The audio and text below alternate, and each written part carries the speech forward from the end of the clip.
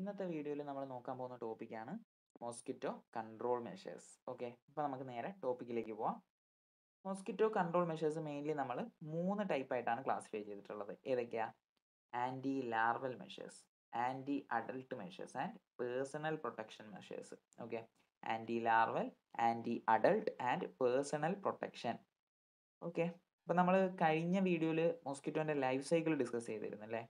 അതിൽ നമ്മൾ മൊത്തം മോസ്കിറ്റോ ലൈഫ് സൈക്കിളിൽ എത്ര സ്റ്റേജസ് ഉണ്ടെന്ന് പറഞ്ഞു? 4 സ്റ്റേജസ്. ഏതൊക്കെയായിരുന്നു? Egg, larva, pupa and adult. ഇതിൽ ലാർവൽ സ്റ്റേജിൽ നമ്മൾ സ്വീകരിക്കേണ്ട മെഷേഴ്സും അഡൽട്ട് സ്റ്റേജിനെ കൺട്രോൾ ചെയ്യാൻ വേണ്ടി സ്വീകരിക്കുന്ന മെഷേഴ്സുമാണ് ആൻറ്റി ലാർവലും ആൻറ്റി അഡൽട്ടിനെയും കുറിച്ച് ഉദ്ദേശിക്കുന്നത്. ഇനി അതിന് പുറമെ പേഴ്സണൽ പ്രൊട്ടക്ഷൻ എന്ന് പറയുന്ന കണ്ടീഷൻ, അതായത് മൊസ്കിറ്റോ ബൈറ്റിൽ നിന്ന് രക്ഷപ്പെടാൻ പേഴ്സണലി നമുക്ക് എന്തൊക്കെ പ്രൊട്ടക്റ്റീവ് മെഷേഴ്സ് സ്വീകരിക്കാമെന്ന് ഡിസ്കസ് ചെയ്യുന്നതാണ് പേഴ്സണൽ പ്രൊട്ടക്ഷൻ. സോ നമുക്ക് നേരെ ആൻറ്റി ലാർവൽ മെഷേഴ്സ് ഏതൊക്കെയാണെന്ന് നോക്കാം. ആൻറ്റി ലാർവൽ മെഷേഴ്സ് മൊത്തം 5 എണ്ണം ഉണ്ട്. ഓക്കെ, നമ്മുടെ ടെക്സ്റ്റിൽ മൊത്തം 5 ആൻറ്റി ലാർവൽ മെഷേഴ്സ് പറയുന്നുണ്ട്. So first one, elimination of breeding places. 2, application of oil. 3, Paris ഗ്രീൻ്റെ ആപ്ലിക്കേഷൻ. 4, സിന്തറ്റിക് ഇൻസെക്ടിസൈഡിൻ്റെ ആപ്ലിക്കേഷൻസ്. പിന്നെ ബയോളജിക്കൽ കൺട്രോൾ മെഷേഴ്സ് എന്തൊക്കെയാണ്. So elimination of breeding places ആണ് നമ്മൾ ആദ്യം പറയാൻ പോകുന്നത്. എലിമിനേഷൻ ഓഫ് ബ്രീഡിംഗ് പ്ലേസസിൻ്റെ വേറൊരു പേരാണ് സോഴ്സ് റിഡക്ഷൻ. നമുക്ക് ഏറ്റവും പരിചിതമായ പേരാണ് സോഴ്സ് റിഡക്ഷൻ. നമ്മൾ ഫീൽഡ് വർക്കിൻ്റെ ഭാഗമായിട്ട് സോഴ്സ് റിഡക്ഷൻ ഒക്കെ ചെയ്യാൻ പോയിട്ടില്ലേ? സോ അതാണ് ഉദ്ദേശിക്കുന്നത് എലിമിനേഷൻ ഓഫ് ബ്രീഡിംഗ് പ്ലേസസിനെ കൊണ്ട്. ഓക്കെ, സോ നമുക്ക് അത് ഡീറ്റെയിൽ ആയിട്ട് നോക്കാം. Elimination of breeding places. അപ്പോൾ നമുക്ക് ആദ്യം ഓരോ മോസ്കിറ്റോയും അതിൻ്റെ ബ്രീഡിംഗ് പ്ലേസസ് ഏതൊക്കെയാണെന്ന് നോക്കാം. So first, anopheles mosquito. Anopheles mosquito എവിടെയാണ് ബ്രീഡ് ചെയ്യുന്നത്? ശുദ്ധജലത്തിൽ, ക്ലീൻ വാട്ടർ. എന്നാൽ ക്യൂലസ് മോസ്കിറ്റോ എവിടെയാ? Dirty and polluted water. ഈഡിസോ? ആർട്ടിഫിഷ്യൽ കളക്ഷൻസിൽ. ഓക്കെ, അപ്പം അനോഫിലസ് മോസ്കിറ്റോ ക്ലീൻ വാട്ടറിൽ, culex dirty and polluted water and aedes artificial collections. അപ്പോൾ ഈ ഓരോ മോസ്കിറ്റോയും വരുത്തുന്ന അസുഖം കൂടെ നമുക്ക് പെട്ടെന്ന് നോക്കാം. അനോഫിലസ് വരുത്തുന്ന അസുഖം ഏതാ? മലേറിയ. എന്നാൽ ക്യൂലക്സോ? ഫൈലേറിയാസിസും ജെഇയും. ഓക്കെ, ഫൈലേറിയാസിസും ജെഇയും. ഫൈലേറിയാസിസ് വരുത്തുന്ന വേറൊരു കൊതുക് ഏതാ? മാൻസോണിയ. ഈഡിസ് രോഗം വരുത്തുന്നതാരാ? ഡെങ്കു. അപ്പം അനോഫിലസ് മോസ്കിറ്റോ വരുത്തുന്നത് മലേറിയ, ക്യൂലക്സ് വരുത്തുന്നത് ഫൈലേറിയാസിസും ജെഇയും, ഈഡിസ് വരുത്തുന്നത് ഡെങ്കു. ഓക്കെ, അപ്പം നമ്മൾ ഓരോ മോസ്കിറ്റോ വരുത്തുന്ന അസുഖവും അതിൻ്റെ ബ്രീഡിംഗ് പ്ലേസസും പഠിച്ചു. Okay, elimination of breeding places. ഇപ്പം മൊസ്കിറ്റോ വാട്ടറിലാണ് ബ്രീഡ് ആവുന്നത് നമ്മൾ പഠിച്ചു. അപ്പോൾ നമ്മൾ ആ ബ്രീഡിംഗ് പ്ലേസസ്, അതായത് ആ വാട്ടറിനെ എലിമിനേറ്റ് ചെയ്യുന്നതോടുകൂടി നമ്മൾ മൊസ്കിറ്റോ കൺട്രോൾ എന്ന് പറയുന്ന കൺസെപ്റ്റ് നേടിയില്ലേ? അതായത് മൊസ്കിറ്റോ ബ്രീഡ് ചെയ്യുന്നത് വാട്ടറിലാണ്. സോ വാട്ടറിൻ്റെ എലിമിനേഷൻ എന്ന് പറയുമ്പോൾ നമ്മൾ എന്തായി? മൊസ്കിറ്റോ കൺട്രോൾ എന്ന് പറയുന്ന സംഗതി നേടി, ആ ഒരു കൺസെപ്റ്റ് നമ്മൾ നേടി. സോ അതാണ് first sentence. Mosquito breeds in water, so elimination of their breeding places is equal to mosquito control. അപ്പോൾ എങ്ങനെയൊക്കെ നമുക്ക് അതിൻ്റെ ബ്രീഡിംഗ് പ്ലേസസ് എലിമിനേറ്റ് ചെയ്യാം? ഒന്ന്, ഫില്ലിങ്ങും ഡ്രെയിനേജും. ഓക്കെ, ഫില്ലിംഗ് എന്ന് പറഞ്ഞാൽ എന്താ? അതായത് നമ്മളിപ്പോൾ ഒരു ടയർ, ആ ടയറിൽ മഴ പെയ്ത് കഴിഞ്ഞാൽ വെള്ളം കെട്ടി നിൽക്കില്ലേ? നമ്മൾ ഉപയോഗിച്ചതിന് ശേഷമുള്ള ടയറുകളിൽ വെള്ളം കെട്ടി നിൽക്കും. സോ അതിൽ നമ്മളിപ്പോൾ എന്താ, പൂഴിയോ അല്ലെങ്കിൽ മണ്ണ് അങ്ങനെ എന്തെങ്കിലും ഒരു സംഭവം ഇട്ട് നിറയ്ക്കുന്നു, പിന്നെ അവിടെ വെള്ളം കെട്ടി നിൽക്കില്ല. അതിനെയാണ് ഫില്ലിംഗ് എന്നുകൊണ്ട് ഉദ്ദേശിക്കുന്നത്. ഓക്കെ, അപ്പോൾ ഫില്ലിംഗ് എന്താണെന്ന് മനസ്സിലായല്ലോ? എന്തെങ്കിലും മൊസ്കിറ്റോ ബ്രീഡ് ആവാൻ സാധ്യതയുള്ള ഒരു സ്ഥലത്ത് നമ്മൾ നികത്തുന്നു, ആ ഒരു വെള്ളം കെട്ടി നിൽക്കാനുള്ള സാധ്യത ഇല്ലാതാക്കുന്നതാണ് ഫില്ലിംഗ്. 2, ഡ്രെയിനേജ്. നമ്മളിപ്പോൾ ആ ടയറിൽ തന്നെ കുറച്ച് ഹോൾസ് ഇട്ട് കൊടുക്കുന്നു, അപ്പോൾ വെള്ളം അവിടെ നിന്ന് ഒഴുകിപ്പോകും, വെള്ളം അവിടെ തങ്ങി നിൽക്കില്ല. ഓക്കെ, അതാണ് ഫില്ലിങ്ങും ഡ്രെയിനേജും. അപ്പം എലിമിനേഷൻ ഓഫ് ബ്രീഡിംഗ് പ്ലേസസിൽ നമ്മൾ പറയുന്നത് മൊസ്കിറ്റോ ബ്രീഡ് ചെയ്യുന്ന വാട്ടറാണ്. ആ വാട്ടറിൻ്റെ എലിമിനേഷനിൽ നമ്മൾ നേടിയെടുക്കുന്നത് മൊസ്കിറ്റോ കൺട്രോൾ എന്ന് പറയുന്ന കൺസെപ്റ്റാണ്. എങ്ങനെയൊക്കെയാണ് നമ്മൾ ആ വാട്ടർ എലിമിനേറ്റ് ചെയ്യുന്നത്? ഫില്ലിങ്ങും ഡ്രെയിനേജും. ഇത്രയേ ഉള്ളൂ എലിമിനേഷൻ ഓഫ് ബ്രീഡിംഗ് പ്ലേസസ്. ഈ എലിമിനേഷൻ ഓഫ് ബ്രീഡിംഗ് പ്ലേസസ് എന്ന് പറയുന്നതിൻ്റെ മറ്റൊരു പേരാണ് സോഴ്സ് റിഡക്ഷൻ. സോഴ്സ് റിഡക്ഷൻ ഇത് ഇമ്പോർട്ടൻ്റ് ആണ്, നമുക്ക് വൺ വേർഡ് ഒക്കെ ചോദിക്കാവുന്ന ഏരിയ ആണ്. Elimination of breeding places is also known as source reduction. മലയാളത്തിൽ പറഞ്ഞ ഉറവിട നശീകരണം. ഓക്കെ, അപ്പോൾ നമ്മൾ എലിമിനേഷൻ ഓഫ് ബ്രീഡിംഗ് പ്ലേസസ് പറഞ്ഞു. ഇനി നമുക്കടുത്ത് ആപ്ലിക്കേഷൻ ഓഫ് ഓയിൽ നോക്കാം. അപ്പോൾ അതിൻ്റെ ഒരു സയൻസ് ആദ്യം പറയാം. നമ്മളൊരു വെള്ളത്തിൽ ഒരു എന്തെങ്കിലും ഒരു എണ്ണ ഒഴിച്ച് കഴിഞ്ഞാൽ എന്താ നടക്കുന്നത്? അവിടെ ആദ്യം ഒരു തിൻ ലെയർ ഫോം ആവും അല്ലേ. അത് കാരണം വെള്ളത്തിൻ്റെ സർഫസ് ടെൻഷൻ കുറയും. ഇപ്പോൾ വെള്ളത്തിൻ്റെ സർഫസിലുണ്ടാകുന്നതാണ് ലാർവയും പ്യൂപ്പയൊക്കെ. അതൊക്കെ എന്താവും, താഴേക്ക് മുങ്ങിപ്പോവും. അതോടുകൂടി അതിൻ്റെ എയർ സപ്ലൈ കട്ടാവുകയാണ്. അപ്പം സ്വാഭാവികമായിട്ടും ഒരു ജീവജാലത്തിന് ഒരു ശ്വാസം എടുക്കാൻ പറ്റില്ല. അതായത് എയർ കിട്ടിയില്ലെങ്കിൽ സ്വാഭാവികമായിട്ടും അത് ചത്തുപോകും. അതാണ് നമ്മൾ ആപ്ലിക്കേഷൻ ഓഫ് ഓയിലിൽ പറയുന്നത്. അതായത് വെള്ളത്തിൻ്റെ സർഫസിൽ നമ്മൾ ഓയിൽ ഒഴിക്കുന്നു. ഇത് വാട്ടർ സർഫസ്. അതിൻ്റെ മേലെ നമ്മൾ ഓയിൽ ഒഴിച്ചു. ഓയിൽ ഒഴിച്ച് കഴിഞ്ഞാൽ അവിടെ സംഭവിക്കുന്നത് മൂന്നാമത് ഒരു ലെയറും കൂടെ വരുന്നുണ്ട്. ഓക്കെ, അതായത് ഇവിടെ എയർ, ഇവിടെ ഓയിലിൻ്റെ ലെയർ, ഇവിടെ വാട്ടർ. അപ്പോൾ ഇവിടെ ഓയിൽ നിറയുന്നതുകൊണ്ട് തന്നെ വാട്ടറിലുള്ള ലാർവയ്ക്കും പ്യൂപ്പയ്ക്കൊക്കെ എയർ എന്ത് ചെയ്യുന്നു, കിട്ടുന്നില്ല. അതോടുകൂടി അത് ചത്തുപോകുന്നു. അതാണ് കൺസെപ്റ്റ്. നമ്മൾ വെള്ളത്തിൽ എണ്ണ ഒഴിക്കുമ്പോൾ അവിടെ ഒരു തിൻ ലെയർ ഫോം ചെയ്യുന്നു, സർഫസ് ടെൻഷൻ കുറയുന്നു, അതോടുകൂടി ലാർവയും പ്യൂപ്പയൊക്കെ മുങ്ങിപ്പോകുന്നു. അങ്ങനെ അതിന് എയർ സപ്ലൈ കിട്ടാതാവുന്നു. അതാണ് ആപ്ലിക്കേഷൻ ഓഫ് ഓയിൽ.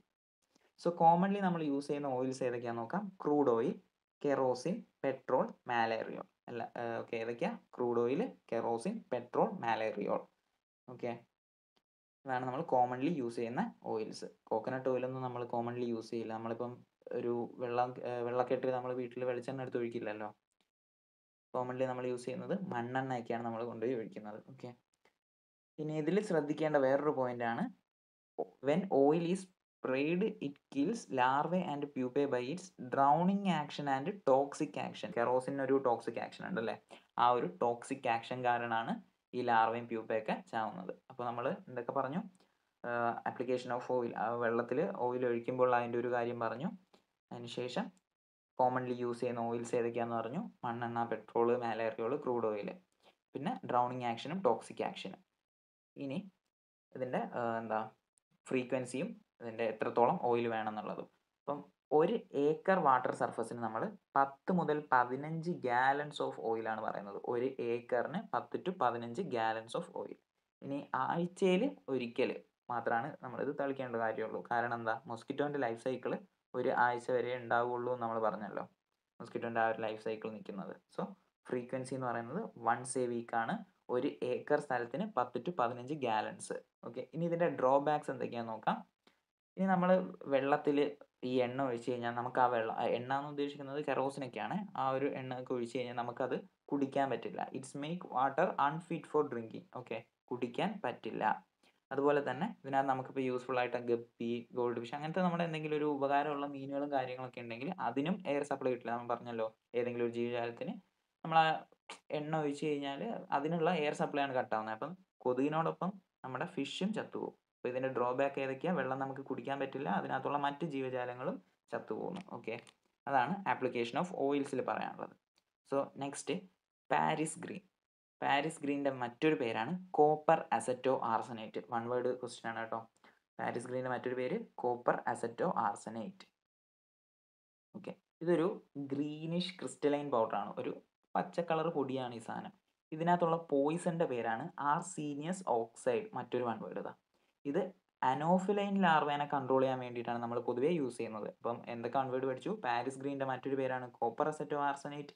അതൊരു ഗ്രീനിഷ് പൗഡറാണ്. അതിനുള്ള പോയിസൻ്റെ പേര് ആർസീനിയസ് ഓക്സൈഡ്. ഇത് നമ്മൾ അനോഫിലൈൻ ലാർവയ്ക്ക് വേണ്ടിയിട്ടാണ് യൂസ് ചെയ്യുന്നത്. ഓക്കെ, ഇത് നമ്മൾ സ്പ്രേ ചെയ്യുന്നത് 2% ഡസ്റ്റ് എന്നുള്ള കണക്കിലാണ്. അതായത് ഒരു 100 കിലോ ഉള്ളൊരു സാധനം എടുത്തു കഴിഞ്ഞാൽ അതിൽ 2 കിലോ പാരീസ് ഗ്രീനും 98 കിലോ ഡയലുവൻറ്റുമാണ് ഉള്ളത്. നമ്മൾ പൊതുവേ ഇതിൻ്റെ ഡയലുവൻ്റായിട്ട് എടുക്കുന്നത് സോപ്പ് സ്റ്റോൺ പൗഡറും അതുപോലെ തന്നെ ചെറിയ റോഡ് ഡസ്റ്റിലെ ഫൈൻ റോഡ് ഡസ്റ്റുകളും കാര്യങ്ങളാണ് നമ്മൾ ഇതിൻ്റെ ഡയലുവൻ്റായിട്ട് യൂസ് ചെയ്യുന്നത്. ഓക്കെ, ഇത് നമ്മൾ സ്പ്രേ ചെയ്യുന്നത് dusting is done by hand blower or rotary blower. അങ്ങനത്തെ 2 ഇൻസ്ട്രുമെൻറ്റ് ഉപയോഗിച്ചിട്ടാണ് നമ്മളിത് ഡസ്റ്റ് ചെയ്യുന്നത്. അതുപോലെ തന്നെ ഇതിൻ്റെ റെക്കമെൻഡ് ഡോസ് എന്ന് പറയുന്നത് 1 ഹെക്ടറിന് 1.25 kg, അതായത് 1 ഹെക്ടറിന് 1.25 കിലോ. 1 ഹെക്ടർ വാട്ടർ സർഫസിന് 1.25 കിലോ എന്നുള്ളതാണ് ഇതിൻ്റെ recommend dosage. Next one, synthetic insecticides.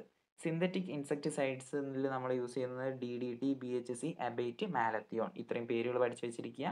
പിന്നെ ഇതിനൊക്കെ ലാർവെ നമ്മൾ ഈ സിന്തറ്റിക് ഇൻസെക്ടിസൈഡ് യൂസ് ചെയ്യുമ്പോൾ ലാർവയ്ക്ക് പിന്നീട് ഇതിനോടൊരു റെസിസ്റ്റൻസ് ഡെവലപ്പ് ആവും. അതുകൊണ്ട് തന്നെ നമ്മളിപ്പോൾ ഇങ്ങനത്തെ ഇൻസെക്ടിസൈഡ് യൂസ് ചെയ്യുന്നത് അത്ര റെക്കമെൻഡ് ചെയ്യാറില്ല. ഓക്കെ, അപ്പോൾ നമ്മൾ യൂസ് ചെയ്യുന്ന സിന്തറ്റിക് ഇൻസെക്ടിസൈഡ്സ് ഏതൊക്കെയാണ്? DDT, BHC, അബൈറ്റ്, മാലത്യോൺ. ഇതിൽ DDT നമ്മൾ അധികം അങ്ങനെ യൂസ് ചെയ്യില്ല കേട്ടോ. പക്ഷേ ടെക്സ്റ്റിൽ പറയുന്നതുകൊണ്ട് പറഞ്ഞതേ ഉള്ളൂ. DDT നമ്മളിപ്പോൾ യൂസ് ചെയ്യുന്നില്ല. നമ്മുടെ ടെക്സ്റ്റിൽ DDTയും BHCയും അബൈറ്റും മാലത്യോണൊക്കെ പറയുന്നുണ്ട്.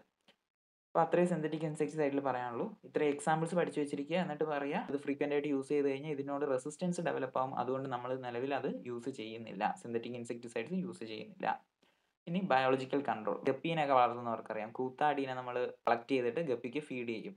അത് ആ ഒരു കൺസെപ്റ്റാണ് നമ്മൾ യൂസ് ചെയ്യുന്നത്. അതായത് ചില ഫിഷസ്, ഗാംബൂസിയ, ബാർബഡോസ് ഫിഷസ് ഒക്കെ നമ്മൾ എന്ത് ചെയ്യും, ശുദ്ധജലത്തിൽ കൊണ്ടിട്ട് കഴിഞ്ഞാൽ ഈ ലാർവാസിനെ ഇത് ഫീഡ് ചെയ്തോളും. അതാണ് ബയോളജിക്കൽ കൺട്രോൾ എന്നുകൊണ്ട് ഉദ്ദേശിക്കുന്നത്. ഓക്കെ, അതോടുകൂടി ആൻറ്റി ലാർവൽ മെഷേഴ്സ് കംപ്ലീറ്റ് ആയി. എന്തൊക്കെ പറഞ്ഞു? ആൻറ്റി ലാർവൽ മെഷേഴ്സിൽ നമ്മൾ എലിമിനേഷൻ ഓഫ് ബ്രീഡിംഗ് പ്ലേസസ് പറഞ്ഞു, ആപ്ലിക്കേഷൻ ഓഫ് ഓയിൽസ് പറഞ്ഞു, അതിന് ശേഷം പാരിസ് ഗ്രീൻ പറഞ്ഞു, സിന്തറ്റിക് ഇൻസെക്ടിസൈഡ്സ് പറഞ്ഞു, പിന്നെ ബയോളജിക്കൽ കൺട്രോൾ എന്ന് പറഞ്ഞു. ഇനി അഡൽട്ട് മെഷേഴ്സാണ് നമ്മൾ ഇനി നോക്കാൻ പോകുന്നത്. അഡൽട്ട് മെഷേഴ്സിൽ മെയിൻലി 3 കാര്യങ്ങളാണ് പറയുന്നത്. ഒന്ന്, റെസിജ്വൽ സ്പ്രേസ്. അതായത് നമ്മൾ എന്ത് ചെയ്യും, ഈ സ്പ്രേ, അതായത് DDT, ലിൻഡെയിൻ, മാലത്തിയോൺ, OMS-33 ഇങ്ങനെയുള്ള കുറച്ച് സാധനങ്ങളുണ്ട്. അത് നമ്മൾ സീലിങ്സിലും വാൾസിലും സ്പ്രേ ചെയ്യും. എവിടെയൊക്കെ? ഹ്യൂമൻ ഡ്വെല്ലിങ്സ്, കാറ്റിൽ shed and other mosquito resting places. Mosquitoes എവിടെയൊക്കെ റെസ്റ്റ് ചെയ്യുന്നു അവിടെയൊക്കെ നമ്മൾ അതിൻ്റെ വാൾസിലും സീലിങ്സിലും ഇത്തരം സ്പ്രേ ചെയ്യും. ഇത്തരം ഇൻസെക്ടിസൈഡ് നമ്മൾ സ്പ്രേ ചെയ്യുന്നതോടുകൂടി തന്നെ മൊസ്കിറ്റോസ് എന്ത് ചെയ്യും, അവിടെ വരുമ്പോഴത്തേക്ക് മൊസ്കിറ്റോസ് ചത്തുപോകും. ഇതിൻ്റെ പേരെന്താ? Residual spray. അപ്പോൾ ഇതിനൊരു റെസിജ്വൽ എഫക്റ്റ് ഉണ്ടല്ലേ, ആ റെസിജ്വൽ എഫക്റ്റ് ആണ് താഴത്തെ ബോക്സിൽ പറയുന്നത്. DDT നമ്മൾ 1 മീറ്റർ സ്ക്വയറിൽ 1 മുതൽ 2 ഗ്രാം വരെ യൂസ് ചെയ്യും. ഇപ്പോൾ ഒരു 12 മാസം, അതായത് ഒരു കൊല്ലത്തേക്ക് പിന്നെ അവിടെ നമ്മൾ മൊസ്കിറ്റോയ്ക്കെതിരെ റെസിജ്വൽ എഫക്റ്റ് നേടി. പിന്നെ ലിൻഡെയിൻ്റെ കാര്യം 0.5 ഗ്രാം പെർ മീറ്റർ സ്ക്വയർ ആണ്, 3 മാസം. അങ്ങനെ ഈ ഓരോന്നിൻ്റെയും പഠിക്കുക. DDT, lindane, malathion, OMS. ഇതിൽ ലിൻഡെയിനും മാലത്തിയോണും OMSഉം 3 മാസം പ്രൊട്ടക്ഷൻ തരുന്നുണ്ട്. ഓക്കെ, അതാണ് റെസിജ്വൽ സ്പ്രേയിൽ പറയാനുള്ളത്. നെക്സ്റ്റ് ആണ് സ്പേസ് സ്പ്രേ. സ്പേസ് സ്പ്രേ എന്ന് പറയുമ്പോൾ നമുക്ക് ഓർക്കാൻ എളുപ്പത്തിന് ഒരു കാര്യം പറഞ്ഞുതരാം. നമ്മൾ ഈ കറുത്ത ഹിറ്റില്ലേ, മൊസ്കിറ്റോയ്ക്ക് എതിരെ നമ്മൾ യൂസ് ചെയ്യുന്നത്, അത് ഒരു മിനി സ്പേസ് സ്പ്രേക്ക് ഒരു എക്സാമ്പിളാണ്. അതായത് നമ്മൾ അറ്റ്മോസ്ഫിയറിൽ ഡയറക്റ്റ് അങ്ങ് സ്പ്രേ ചെയ്യുകയാണ് മൊസ്കിറ്റോനെ കൊല്ലാൻ വേണ്ടിയിട്ട്. ഇതിനെന്തില്ല? റെസിജ്വൽ ആക്ഷൻ ഇല്ല, അത് ഓർത്ത് വയ്ക്കണം. റെസിജ്വൽ ആക്ഷൻ ഉണ്ടെങ്കിൽ ഇതെന്തായേനെ? Residual spray ആയേനെ. ഇതിന് റെസിജ്വൽ ആക്ഷൻ ഇല്ല, നമ്മൾ അന്നേരം സ്പ്രേ ചെയ്യുന്നു, അതങ്ങ് പോകുന്നു, അത്രേ ഉള്ളൂ. ഇതിന് എക്സാമ്പിളാണ് പൈറത്രം. ഓക്കെ, അത്രയാണ് സ്പേസ് സ്പ്രേയിൽ പറയാനുള്ളത്. നമ്മൾ അറ്റ്മോസ്ഫിയറിൽ ഡയറക്റ്റ് അങ്ങ് സ്പ്രേ ചെയ്യാണ് മൊസ്കിറ്റോനെ കൊല്ലാൻ വേണ്ടിയിട്ട്, അതിനെ യൂസ് ചെയ്യുന്നത് പൈറത്രം. ഓക്കെ, റെസിജ്വൽ എഫക്റ്റ് ഇല്ല. നെക്സ്റ്റ് ആണ് ജനറ്റിക് കൺട്രോൾ. ജനറ്റിക് കൺട്രോൾ എന്ന് പറയുമ്പോൾ മെയിൽ മൊസ്കിറ്റോസിനെ എന്ത് ചെയ്യുക, സ്റ്റെറിൽ ചെയ്യുക, ജീൻ റീപ്ലേസ്മെൻറ്റ്, അങ്ങനത്തെ സംഭവങ്ങൾ. പക്ഷേ അത് റിസർച്ച് ഫേസിലാണുള്ളത്, യൂസ് ചെയ്യാറില്ല, ഞാൻ ജസ്റ്റ് ഇൻക്ലൂഡ് ചെയ്തെന്നേ ഉള്ളൂ. ഓക്കെ, അപ്പം മൊത്തം 3 കാര്യങ്ങൾ: residual spray, space spray and genetic control. ഇത് 3ഉമാണ് ആൻറ്റി അഡൽട്ട് മെഷേഴ്സ്. ഇനി നമ്മൾ അടുത്ത പേഴ്സണൽ പ്രൊട്ടക്ഷനിലോട്ട് പോവാം. ഓക്കെ, അപ്പോൾ നമ്മൾ എന്തൊക്കെ കംപ്ലീറ്റ് ചെയ്തു? ആൻറ്റി ലാർവൽ പറഞ്ഞു, ആൻറ്റി അഡൽട്ട് പറഞ്ഞു, ഇനി പേഴ്സണൽ പ്രൊട്ടക്ഷനിലോട്ട് പോകും. പേഴ്സണൽ പ്രൊട്ടക്ഷനിൽ പ്രത്യേകിച്ചൊന്നും പറയുന്നില്ല. അതായത് എന്താ, നമുക്ക് എല്ലാവർക്കും അറിയുന്ന കാര്യങ്ങൾ. മോസ്കിറ്റോൻ്റെ കടിയിൽ നിന്ന് രക്ഷപ്പെടാൻ നമുക്ക് എന്തൊക്കെ ചെയ്യാൻ പറ്റും? ഇൻസെക്ട് റെപ്പല്ലൻ്റ് യൂസ് ചെയ്യാം, അതുപോലെ തന്നെ ഫുൾ സ്ലീവ് ഡ്രസ്സസ് യൂസ് ചെയ്യാം, ലൈറ്റ് കളേർഡ് ഡ്രസ്സ് യൂസ് ചെയ്യാം, പിന്നെ മൊസ്കിറ്റോ നെറ്റിൽ കിടന്നുറങ്ങാം. അതുപോലെ തന്നെ വീടുകളിലെ ഡോറിലും അതുപോലെ തന്നെ വിൻഡോസിലൊക്കെ നമ്മൾ ചില വീടുകളിൽ പോയാൽ അറിയാം, അതായത് മൊസ്കിറ്റോ ശല്യം കൂടിയ ഏരിയാസിൽ പോയി കഴിഞ്ഞാൽ, ഇപ്പോൾ കൊച്ചിയിലൊക്കെ പോയി കഴിഞ്ഞാൽ അവിടുത്തെ വീടുകളിൽ ഇങ്ങനെ ഒരു വയർ മെഷസ് ഉണ്ടാകും, കോപ്പർ മെഷസ് ഒക്കെ വെച്ചിട്ട് വീട്ടിലെ ജനലുകളിലും വാതിലുകളിലും ഇങ്ങനെ മെഷസ് ഉണ്ടാവും. അതാണ് സ്ക്രീനിങ് കൊണ്ട് ഉദ്ദേശിക്കുന്നത്. അപ്പം മെയിൻലി എന്തൊക്കെയാണ്? ഇൻസെക്ട് റെപ്പല്ലൻ്റ്, മൊസ്കിറ്റോ ബെഡ് നെറ്റ്സ്, അതുപോലെ സ്ക്രീനിങ് ഓഫ് ബിൽഡിങ്സ്. ഓക്കെ, അതാണ് പേഴ്സണൽ പ്രൊട്ടക്ഷനിൽ പറയാം. ഈ ഒരു മൈൻഡ് മാപ്പ് ഓർത്ത് വയ്ക്കുക. നമ്മൾ മൊസ്കിറ്റോ കൺട്രോൾ മെയിൻലി 3 ടൈപ്പ് ഉണ്ടെന്ന് പറഞ്ഞു: anti larval, anti adult and personal protection. Anti ലാർവലിൽ സോഴ്സ് റിഡക്ഷൻ, അതാണ് എലിമിനേഷൻ ഓഫ് ബ്രീഡിംഗ് പ്ലേസസ്. പിന്നെ ആപ്ലിക്കേഷൻ ഓഫ് ഓയിൽ പറഞ്ഞു, പാരിസ് ഗ്രീൻ പറഞ്ഞു, സിന്തറ്റിക് ഇൻസെക്ടിസൈഡ് പറഞ്ഞു, ബയോളജിക്കൽ കൺട്രോൾ പറഞ്ഞു. ആൻറ്റി അഡൽട്ടിൽ നമ്മൾ 3 പറഞ്ഞു: residual spray, space spray, genetic control. Genetic control research ഫേസിലാണുള്ളത്. നെക്സ്റ്റ് പേഴ്സണൽ പ്രൊട്ടക്ഷനിൽ നമ്മൾ റിപ്പല്ലൻ്റ്, സ്ക്രീനിങ്, മൊസ്കിറ്റോ നെറ്റ്, പിന്നെ ജനലുകളൊക്കെ അടച്ചിടുന്ന കാര്യം, അങ്ങനെ പേഴ്സണൽ പ്രൊട്ടക്ഷൻ മെഷേഴ്സ് ചെയ്യുക. സോ ഇത്രയും കാര്യങ്ങളാണ്, ഞാൻ വീണ്ടും റിപ്പീറ്റ് ചെയ്യുന്നില്ല. 10 മാർക്കിനൊക്കെ മൊസ്കിറ്റോ കൺട്രോൾ ചോദിക്കാം. അപ്പോൾ അത്രയേ ഉള്ളൂ. ഓക്കെ.